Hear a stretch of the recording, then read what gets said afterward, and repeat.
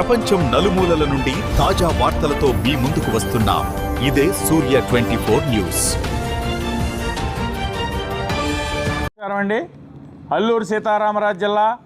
రాజవొమ్మింగి మండల party Telugu Desam party అధ్యక్షులుగా మాట్లాడుతున్నాను. నా పేరు గొల్లపూడి పెద్దిరాజు. ఆది కర్మ యోగి అభియాన్ అనే కార్యక్రమం మన గౌరవ ప్రధానమంత్రి గారు నరేంద్ర మోడీ గారు చాలా ప్రతిష్టాత్మకంగా ఏజెన్సీ ప్రాంతాల్లో బాగా వెనకబడిపోయిన గ్రామాలన్నీ కూడా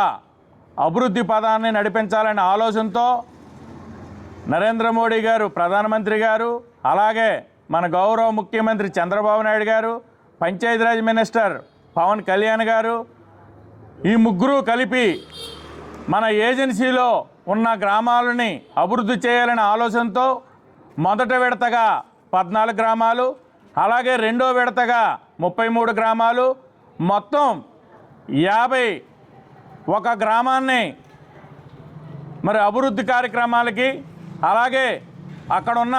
రైతాంగం ఎవరైతే గిరిజనులు ఉన్నారో వాళ్ళందరికీ కూడా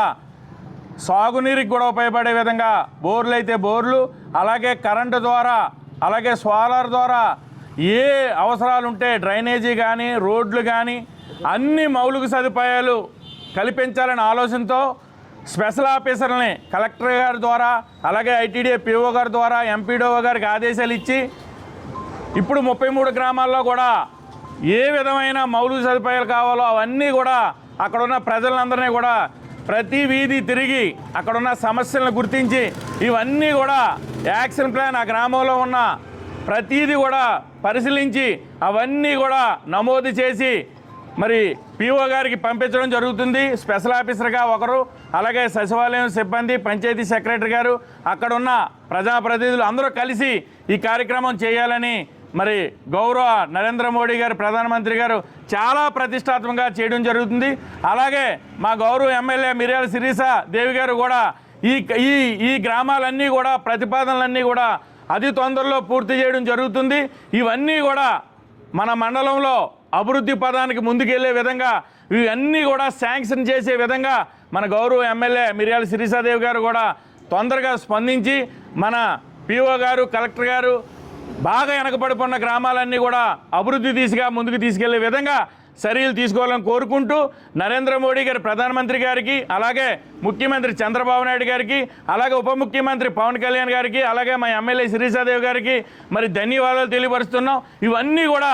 తొందరగా పనులన్నీ కూడా ప్రతిపాదనలు ఇచ్చి వెంటనే శాంక్షన్ ఇచ్చే విధంగా మనస్ఫూర్తిగా కోరుకోవడం జరుగుతుంది. అలాగే మా నాయకులు, మా కార్యకర్తలు, మహిళలు, ప్రజలందరూ కూడా ఇవన్నీ పనులు కూడా గుర్తించే విధంగా ఉండాలని కోరుకుంటూ ఈ 53 గ్రామాల్లో ఖచ్చితంగా మరి ప్రతి ఒక్క ప్రజలు, అలాగే అక్కడ ఉన్న నాయకులు, అక్కడ ఉన్న కార్యకర్తలు, అలాగే ప్రజాప్రతినిధులు అందరూ కూడా సర్వేలు చేసి అధికారుల ద్వారా తిరిగి అవన్నీ కూడా గుర్తించాలని మనస్ఫూర్తిగా కోరుకుంటున్నాను.